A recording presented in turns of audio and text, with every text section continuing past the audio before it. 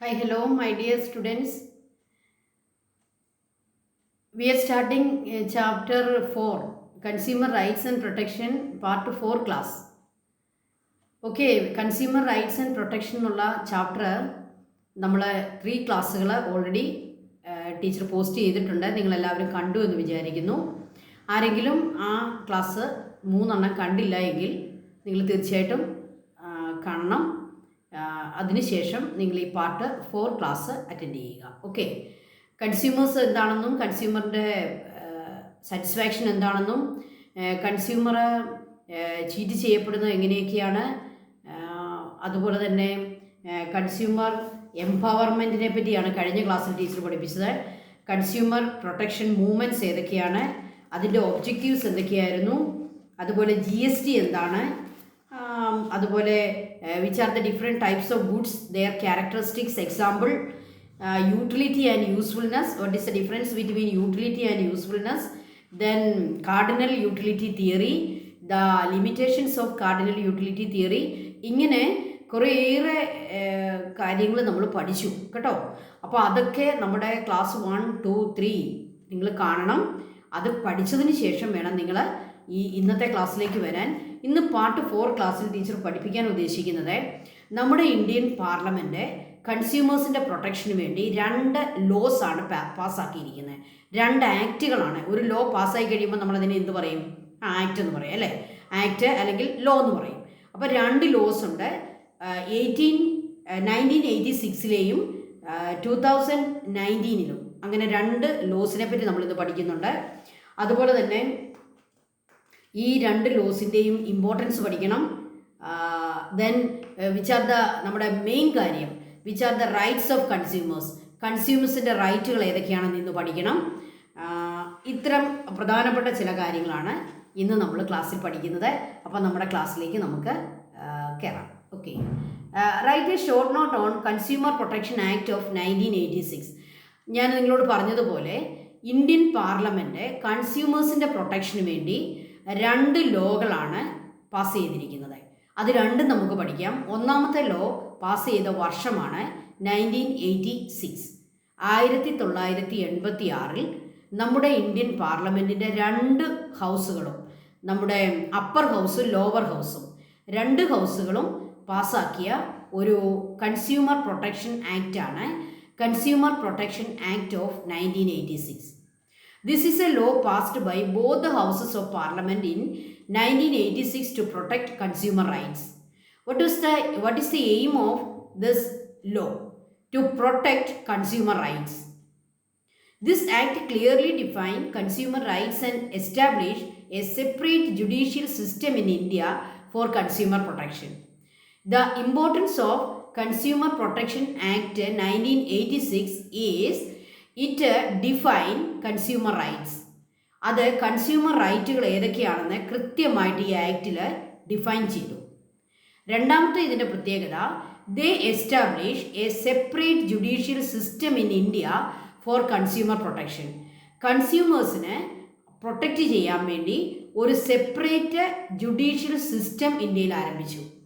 നമുക്കറിയാം, ഇന്ത്യക്ക് supreme court, അതുപോലെ തന്നെ ഹൈക്കോർട്ടുകൾ, മജിസ്ട്രേറ്റ് കോർട്ടുകൾ, ഇങ്ങനെ ധാരാളം ജുഡീഷ്യൽ സിസ്റ്റം നമുക്കുണ്ട്. സാധാരണഗതിയിൽ നമുക്ക് ക്രിമിനൽ കേസുകളും സിവിൽ കേസുകളും കേൾക്കാനും അതിനുവേണ്ടി ജഡ്ജ്മെൻറ്റ് പറയാനും നമുക്ക് കോർട്ടുകളുണ്ട്. അതുകൂടാതെ അവിടെ നമുക്കറിയാം പലപ്പോഴും കേസുകളൊക്കെ വളരെ നീണ്ടുപോകും. അതായത് കേസുകളൊക്കെ ഇങ്ങനെ കെട്ടിക്കിടക്കുക. അപ്പോൾ ഒരു കൺസ്യൂമറിനെ അവൻ്റെ പ്രോബ്ലം പരിഹരിച്ച് പെട്ടെന്ന് കിട്ടാൻ വേണ്ടി ഈ സാധാരണ സിവിൽ കോർട്ടുകളിൽ, സാധാരണ മജിസ്ട്രേറ്റ് കോർട്ടുകളിൽ ഒന്നും നമുക്ക് പെട്ടെന്ന് നമുക്ക് ഒരു ജസ്റ്റിസ് കിട്ടുകയില്ല. അതുകൊണ്ട് 1986 കൺസ്യൂമർ പ്രൊട്ടക്ഷൻ ആക്ട് സെപ്പറേറ്റ് കോർട്ടുകളെ ആർക്ക് വേണ്ടി സൃഷ്ടിച്ചു? കൺസ്യൂമേഴ്സിന് വേണ്ടി സൃഷ്ടിച്ചു. നോക്കിക്കേ, അതൊരു വലിയ നല്ല കാര്യമായി പോയി. അപ്പോൾ കൺസ്യൂമർ പ്രൊട്ടക്ഷൻ ആക്ട് 1986 2 ഇമ്പോർട്ടൻസാണ്. It clearly define consumer rights. Consumer റൈറ്റിനെ പറ്റി ഇനി നമുക്കൊരു കൺഫ്യൂഷനും വേണ്ട.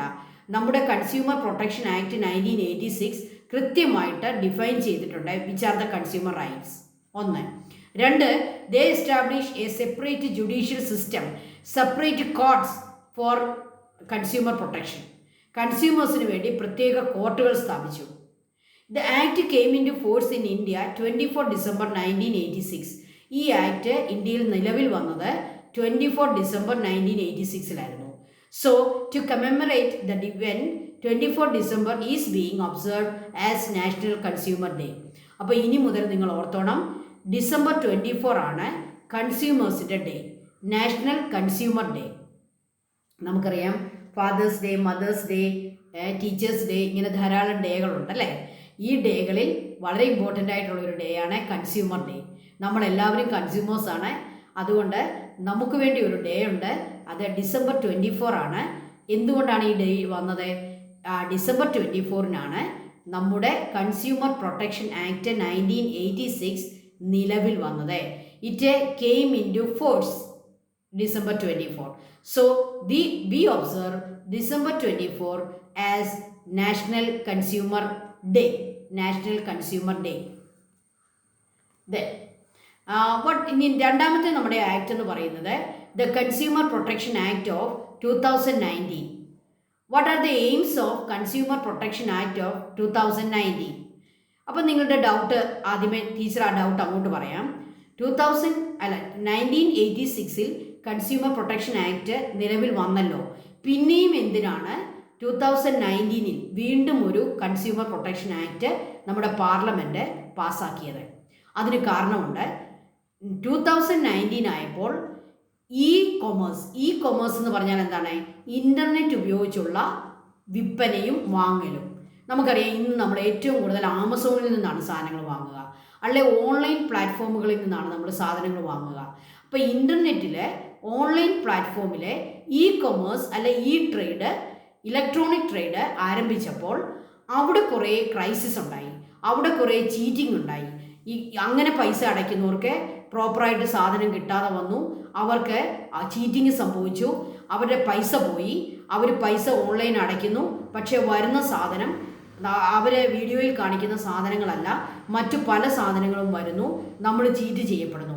അപ്പോൾ കൺസ്യൂമേഴ്സ് ഓൺലൈൻ ട്രേഡ് വന്നു കഴിഞ്ഞപ്പോൾ വളരെ ചീറ്റിംഗ് അനുഭവിക്കുകയും അവർക്ക് കുറേ പ്രോബ്ലം ഉണ്ടാകുകയും ചെയ്തു. ആ ക്രൈസിസിനെ ഓവർകം ചെയ്യാൻ വേണ്ടിയാണ് വീണ്ടും നമ്മുടെ പാർലമെൻറ്റ് ഒരു പ്രൊട്ടക്ഷൻ ആക്ട് കൂടി കൊണ്ടുവന്നു. അതിൻ്റെ പേരെന്താണ്? Consumer protection act of 2019. What is the aim of consumer protection act 2019? To empower consumers, to protect consumers right. ഞാൻ പറഞ്ഞല്ലോ, ഇ കൊമേഴ്സ് വന്നപ്പോൾ, ഇലക്ട്രോണിക് ട്രേഡ് വന്നപ്പോൾ നമുക്ക് പല റൈറ്റ്സും നമ്മുടെ വയലേറ്റ് ചെയ്യപ്പെട്ടു, കൺസ്യൂമേഴ്സ് ചീറ്റ് ചെയ്യപ്പെട്ടു. അതുകൊണ്ട് അവരെ പ്രൊട്ടക്റ്റ് ചെയ്യാൻ വേണ്ടി അങ്ങനെയുള്ള കാര്യങ്ങളൂടി ഇൻക്ലൂഡ് ചെയ്തുകൊണ്ട് നമ്മുടെ 1986-ലെ കൺസ്യൂമർ പ്രൊട്ടക്ഷൻ ആക്ടിനെ അവരെന്ത് ചെയ്തു? കുറച്ചുകൂടി മോഡിഫൈ ചെയ്ത് ഒരു ആക്ട് കൊണ്ടുവന്നു. ആ ആക്ടിൻ്റെ പേരാണ് കൺസ്യൂമർ പ്രൊട്ടക്ഷൻ ആക്ട് 2019. ഇത് വന്നിട്ട് എത്ര വർഷമേ ആയുള്ളൂ? 6 ഇയേഴ്സേ ആയിട്ടുള്ളൂ. 6 ഇയേഴ്സ്. അപ്പോൾ ഇതിൻ്റെ രണ്ട് എയിം എന്തൊക്കെയാണ്? To empower consumers and to protect consumer rights. Okay, then what are the features of consumer protection act 2019? ഇത് ഇമ്പോർട്ടൻ്റ് ആണ്, പഠിച്ചോണം. It establish a central consumer protection authority CCPA to protect and enforce the rights of consumers. കൺസ്യൂമേഴ്സിന് ഒരിക്കലും cheating സംഭവിക്കാൻ പാടില്ല, അവർ ഒരിക്കലും പ്രോബ്ലത്തിലേക്ക് പോകാൻ പാടില്ല. അതിനുവേണ്ടി നമ്മളൊരു പ്രത്യേക അതോറിറ്റിയെ കൊണ്ടുവന്നു. ഈ ആക്ട് അനുസരിച്ച് ആ വന്ന പ്രത്യേക അതോറിറ്റിയാണ് the central consumer protection authority. So this act establish the central consumer protection authority. This covers rules to prevent unfair trade practices by e-commerce platform. E-commerce എന്ന് പറഞ്ഞാൽ electronic trade, electronic commerce. Commerce എന്ന് വെച്ചാൽ trade എന്നാണ് അതിൻ്റെ അർത്ഥം. അപ്പോൾ ഇത് electronic കൊമേഴ്സിൻ്റെ unfair trade പ്രാക്ടീസസിനെ prevent ചെയ്തു, അതിനെ സ്റ്റോപ്പ് ചെയ്തു. ഓക്കെ, അവരെ അൺഫെയർ എന്ന് പറഞ്ഞാൽ എന്താ? ചീറ്റിംഗ് അല്ലേ, ഫ്രോഡ് എന്ന് നമുക്ക് വേണേൽ പറയാം. അപ്പോൾ ഇ കൊമേഴ്സിൽ ഉണ്ടാകുന്ന ഫ്രോഡ്, ഇ കൊമേഴ്സിൽ ഉണ്ടാകുന്ന ചീറ്റിംഗ്, അതിനെ പ്രിവെൻറ്റ് ചെയ്യാനായിട്ടാണ് ഈ കൺസ്യൂമർ പ്രൊട്ടക്ഷൻ ആക്ട് 2019 കൊണ്ടുവന്നത്. Help in simplifying the consumer dispute resolution process. കൺസ്യൂമേഴ്സിൻ്റെ പ്രോബ്ലത്തെ, ഡിസ്പ്യൂട്ടുകളെ അത് സോൾവ് ചെയ്യാനുള്ള കാര്യങ്ങൾ കുറച്ചുകൂടി സിംപ്ലിഫൈ ആക്കിയത് ഈ ഒരു ആക്റ്റാണ്.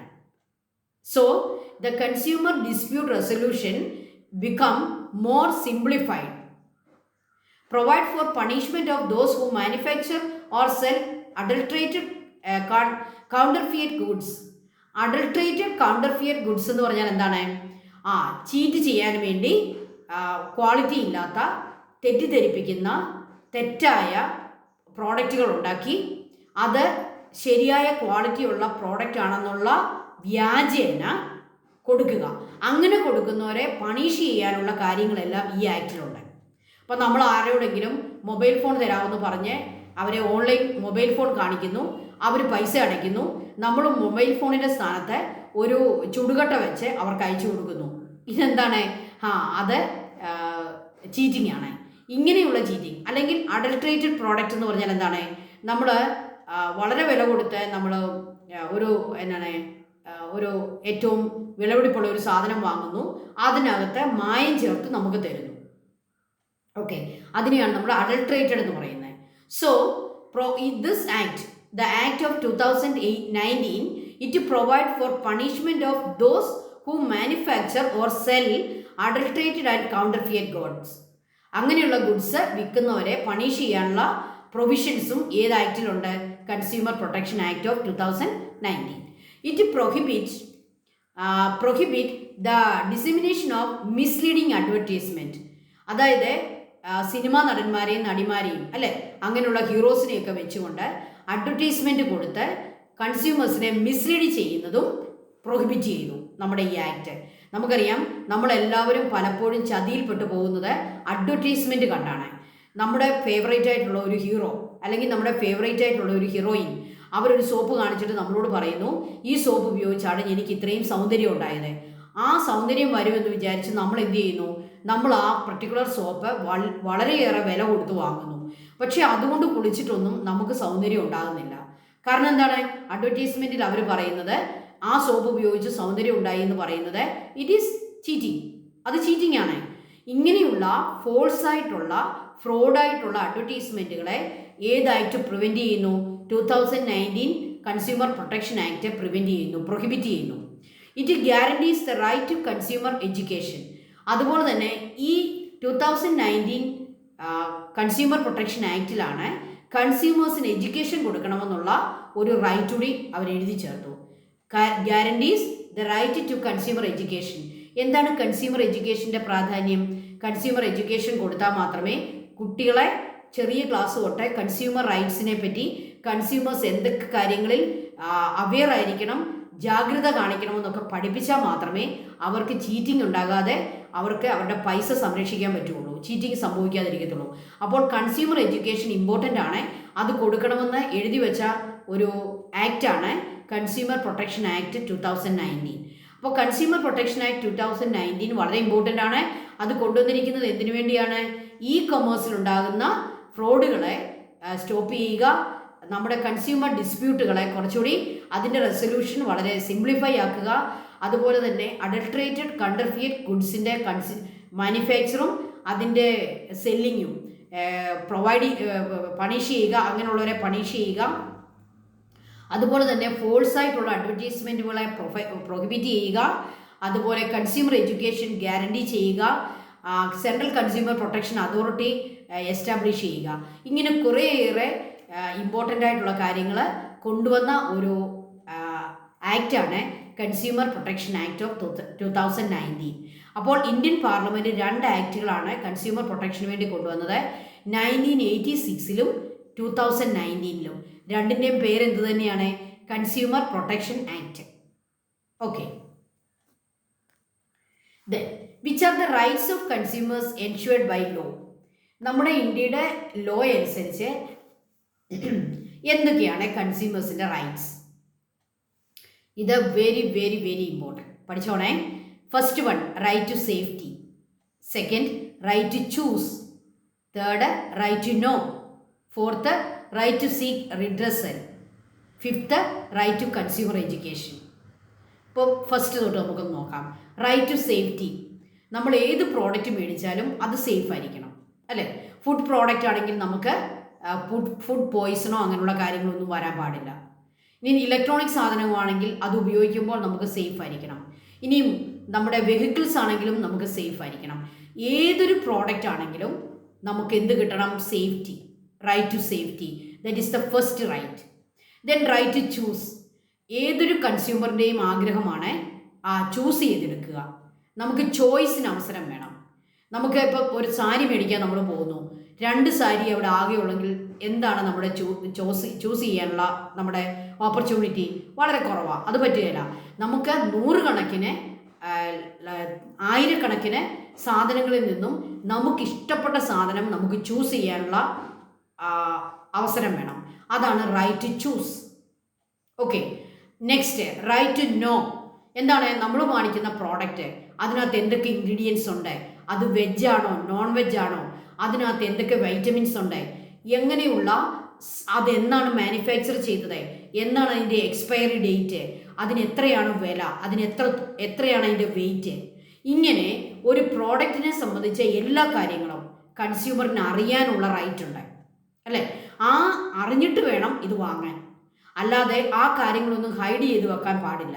ഒരു മാനുഫാക്ചററും അയാളുടെ പ്രോഡക്റ്റിൻ്റെ ഡീറ്റെയിൽസ് ഹൈഡ് ചെയ്ത് വെക്കാൻ പാടില്ല. അതിനെ എന്ത് ചെയ്യണം? അതിനെ പരസ്യമാക്കണം. കൺസ്യൂമേഴ്സിന് അത് വായിച്ച് മനസ്സിലാക്കാൻ പറ്റണം. അതാണ് റൈറ്റ് ടു നോ. അപ്പോൾ കൺസ്യൂമേഴ്സിൻ്റെ മൂന്നാമത്തെ റൈറ്റ് എന്താണ്? Right to know. Then right to seek redressal.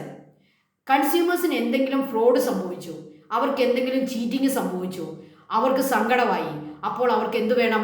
അവർക്ക് കോർട്ടിൽ പോകാൻ പറ്റണം. അതാണ് റൈറ്റ് ടു സീക്ക് റിഡ്രസൽ. അവരുടെ പ്രോബ്ലത്തിന് അവർക്കൊരു റെസൊല്യൂഷൻ ഉണ്ടാകണം, അവർക്കൊരു സൊല്യൂഷൻ കിട്ടണം. കൺസ്യൂമർ പ്രൊട്ടക്ഷനായിട്ട് അവർക്ക് കോർട്ടിൽ പോകാൻ പറ്റണം. അതാണ് right to seek redressal. Then last right to consumer education. എല്ലാ കൺസ്യൂമേഴ്സിൻ്റെ റൈറ്റാണ് എഡ്യൂക്കേഷൻ കിട്ടുക. Consumer education. എന്തൊക്കെയാണ് നന്മ, എന്തൊക്കെയാണ് തിന്മ, എന്തൊക്കെയാണ് ഫ്രോഡ്, എന്തൊക്കെയാണ് ഫോൾസ് ആയിട്ടുള്ള കാര്യങ്ങൾ, ഇങ്ങനെ കൺസ്യൂമേഴ്സിന് എന്തൊക്കെ നോളജ് ഉണ്ടാകണമോ അതെല്ലാം ഗവൺമെൻറ് അവർക്ക് പ്രൊവൈഡ് ചെയ്യണം. അത് സിലബസിൽ ഉൾപ്പെടുത്തണം. അവർക്ക് ടി വിയിലൂടെയും മറ്റ് മീഡിയയിലൂടെയും അവർക്ക് എഡ്യൂക്കേഷൻ കൊടുക്കണം. ഇത് കൺസ്യൂമേഴ്സിൻ്റെ റൈറ്റാണ്. അപ്പോൾ എഡ്യൂക്കേഷൻ കൊടുത്തില്ലെങ്കിൽ ആരാണ് അവിടെ പ്രതിയാകുന്നത്? ഓക്കെ, ഗവൺമെൻറ് തന്നെയാണ് പ്രതിയാകുക. അപ്പോൾ കൺസ്യൂമർ എഡ്യൂക്കേഷൻ ചെറിയ കുട്ടികൾക്ക് തൊട്ട് ഏറ്റവും പ്രായമുള്ളവർക്ക് വരെ ഗവൺമെൻറ് ഏതെങ്കിലുമൊക്കെ മീൻസിലൂടെ കൊടുക്കണം. അത് സ്കൂൾ സിലബസിലാകാം, ടി വിയിലാകാം, എങ്ങനെ വേണേലും ആകാം. ഓക്കെ, അപ്പോൾ കൺസ്യൂമേഴ്സിൻ്റെ അവസാനത്തെ റൈറ്റ് ഏതാണ്? Right to consumer education. Right to safety, right to choose, right to know, right to seek redressal, right to consumer education. These are the rights of consumers.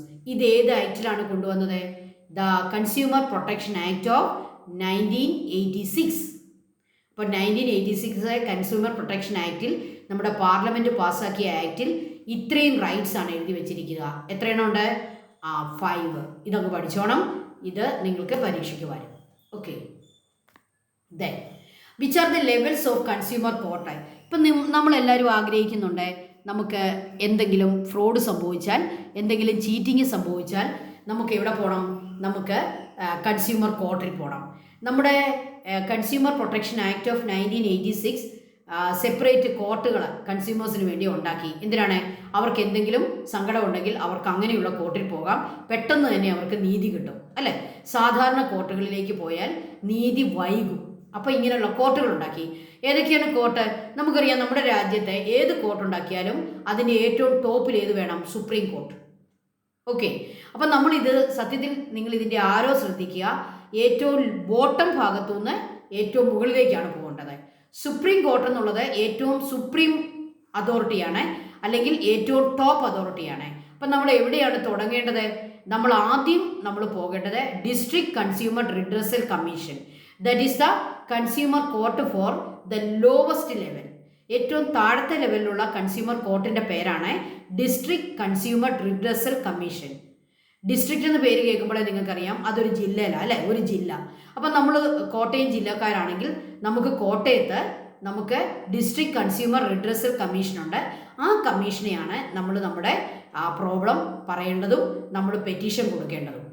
ഇവർക്ക് കോമ്പൻസേഷനൊക്കെ നമുക്ക് മേടിച്ചു തരാം. നമുക്കൊരു സാധനം മേടിച്ചു, ചീറ്റ് ചെയ്യപ്പെട്ടു, സാധനത്തിന് നമുക്ക് 1000 രൂപ നമ്മുടെ നഷ്ടപ്പെട്ടു, ഓക്കെ, അവർക്ക് കോമ്പൻസേഷൻ തരാം. അവർക്ക് ആരാണോ അത് വിറ്റ ആളെ, ആ സെല്ലറോടെ ഒരു 1000 രൂപ നമുക്ക് വാങ്ങിത്തരാം. അപ്പോൾ ഈ ഡിസ്ട്രിക്ട് കോർട്ടിന് അതിനുള്ള അതോറിറ്റി ഉണ്ട്, പവറുണ്ട്. District consumer redressal commission they can give compensation up to ₹1 crore. 1 കോടി രൂപ വരെയുള്ള കോമ്പൻസേഷൻസ് എല്ലാം കൈകാര്യം ചെയ്യാൻ പവറുള്ള കോർട്ടുകളാണ് ഡിസ്ട്രിക്ട് കൺസ്യൂമർ റിഡ്രസൽ കമ്മീഷൻ. നമ്മുടെ നഷ്ടം അതിലും കൂടുതലാണ്, നമ്മുടേത് 1 crore എബോവ് ആണെങ്കിൽ നമ്മൾ ഡിസ്ട്രിക്ട് കൺസ്യൂമർ റിഡ്രസൽ കമ്മീഷനെ കണ്ടിട്ട് കാര്യമില്ല. നമ്മൾ എങ്ങോട്ട് പോകണം? State consumer dispute redressal commission. ഒരു സ്റ്റേറ്റിൽ ഇങ്ങനെയുള്ള സ്റ്റേറ്റ് കമ്മീഷനുണ്ട്, state consumer dispute redressal commission. They can gave compensation up to 10 crore, 1 crore to 10 crore. അത്രയും കോമ്പൻസേഷനൊക്കെ വേണ്ട വലിയ കേസാണെങ്കിൽ നമ്മൾ ഡിസ്ട്രിക്ട് കൺസ്യൂമർ കോർട്ടിലേക്ക് പോകരുത്, സ്റ്റേറ്റ് കൺസ്യൂമർ ഡിസ്പ്യൂട്ട് റിഡ്രസൽ കമ്മീഷനിലേക്ക് പോകണം. അതാണ് സെക്കൻഡ് ലെവൽ. ഇനിയും അവിടെ കൊണ്ടും നമ്മുടെ എന്താണ് നഷ്ടം പരിഹരിക്കാൻ പറ്റിയില്ലെങ്കിൽ അതിനേക്കാളും എബോവ് ആണ് നമ്മുടെ കോമ്പൻസേഷൻ തുകയെങ്കിൽ നമ്മൾ നേരെ നാഷണൽ ലെവലിലേക്ക് പോകണം. നാഷണൽ കൺസ്യൂമർ ഡിസ്പ്യൂട്ട് റിഡ്രസൽ കമ്മീഷനിലേക്ക് പോവുക. District, state, national level commission can give compensation exceeding 10 crore. 10 crore exceed ചെയ്യുന്നതാണ് നമ്മുടെ കോമ്പൻസേഷൻ എങ്കിൽ നമുക്ക് തരാൻ പവറുള്ള കോർട്ടാണ് national consumer dispute redressal commission. അവിടെയും നമ്മുടെ പ്രോബ്ലം പരിഹരിക്കപ്പെട്ടില്ലെങ്കിൽ നമുക്ക് നേരെ ഇങ്ങോട്ട് പോകാം, supreme court. Supreme court is the supreme authority. So district, state, national, then last one supreme court. അപ്പം നമ്മൾ എഴുതുമ്പോൾ നിങ്ങൾക്ക് ഇങ്ങനെ തന്നെ എഴുതാം, പക്ഷേ നമ്മൾ അതിൻ്റെ പവർ മനസ്സിലാക്കേണ്ടത് എവിടെ നിന്ന് എങ്ങോട്ടാണ്? Lowest level to upper level. Okay, നിങ്ങൾക്ക് ആരോ നോക്കിയാൽ നിങ്ങൾക്ക് അതിൻ്റെ റൂട്ട് മനസ്സിലാകും. ഓക്കെ, അപ്പോൾ ഡിസ്ട്രിക്ട് ലെവലുണ്ട്, സ്റ്റേറ്റ് ലെവലുണ്ട്, നാഷണൽ ലെവലുണ്ട്, ലാസ്റ്റ് വൺ ആയിട്ട് നമുക്ക് ആരുണ്ട്? സുപ്രീം കോർട്ടുണ്ട്. This is the levels of consumer courts. Then there is a three-tier advisory committee under the Consumer Protection Act. Consumer protection ആക്ടിൻ്റെ അതിൻ്റെ രീതി അനുസരിച്ച് ഗവൺമെൻറ്റിനെ അഡ്വൈസ് ചെയ്യാൻ വേണ്ടി കൺസ്യൂമർ മാറ്റേഴ്സിൽ, കൺസ്യൂമേഴ്സിൻ്റെ കാര്യങ്ങളിൽ, കൺസ്യൂമർ പ്രൊട്ടക്ഷൻ റിലേറ്റഡ് ആയിട്ടുള്ള കാര്യങ്ങളിൽ ഗവൺമെൻറ്റിനെ അഡ്വൈസ് ചെയ്യാൻ വേണ്ടി, ഗവൺമെൻറ്റിന് അഡ്വൈസ് എന്നുള്ളതിൻ്റെ മലയാളം എന്താണ്? അവർക്ക് ഗവൺമെൻറ്റിന് ഉപദേശം കൊടുക്കാൻ വേണ്ടി ഒരു 3-tier അഡ്വൈസറി കമ്മിറ്റി നമ്മൾ ഉണ്ടാക്കിയിട്ടുണ്ട്. ഏതൊക്കെയാണത്? District consumer protection council, state consumer protection council, national consumer protection council. District ലെവലിലും സ്റ്റേറ്റ് ലെവലിലും നാഷണൽ ലെവലിലും കൺസ്യൂമർ പ്രൊട്ടക്ഷൻ കൗൺസിലുകൾ നമ്മൾ ഉണ്ടാക്കിയിട്ടുണ്ട്. അവരുടെ ജോലി എന്താണ്? ഗവൺമെൻറ്റിന് അഡ്വൈസ് കൊടുക്കുക, കൺസ്യൂമർ റിലേറ്റഡ് കാര്യങ്ങളിൽ അഡ്വൈസ് കൊടുക്കുക. അതാണ് കൺസ്യൂമർ പ്രൊട്ടക്ഷൻ കൗൺസിലിൻ്റെ അവരുടെ duty. Okay, 3-tier advisory committee, district level, state level and national level. Okay, അപ്പോൾ നമ്മുടെ ഇന്നത്തെ ക്ലാസ് അവസാനിക്കുകയാണ്. നമ്മുടെ ചാപ്റ്റർ ഒരു ക്ലാസ് കൂടി നമുക്ക് ആവശ്യം വരും. അവിടെ നമ്മൾ ഇതിൻ്റെ ബാക്കിയുള്ള ചില ഫ്രോഡുകൾ, നമുക്ക് കൺസ്യൂമേഴ്സിന് സംഭവിക്കുന്ന ഫ്രോഡുകളെ പറ്റിയും അതിനെങ്ങനെയാണ് അതിനെ നമുക്ക് എങ്ങനെ ഓവർകം ചെയ്യാം എന്ന കാര്യങ്ങളെ സംബന്ധിച്ചുമൊക്കെ ചില കാര്യങ്ങളൂടി നമുക്ക് ഈ ചാപ്റ്ററുമായിട്ട് ബന്ധപ്പെട്ട ഒരു ഫൈനൽ ക്ലാസ് കൂടി നമുക്ക് വേണം. അവിടെ നമുക്ക് ഈ ചാപ്റ്ററിൻ്റെ ലാസ്റ്റ് ഭാഗങ്ങൾ പഠിക്കാം. Okay, thank you children, thank you so much. May God bless you all. Thank you.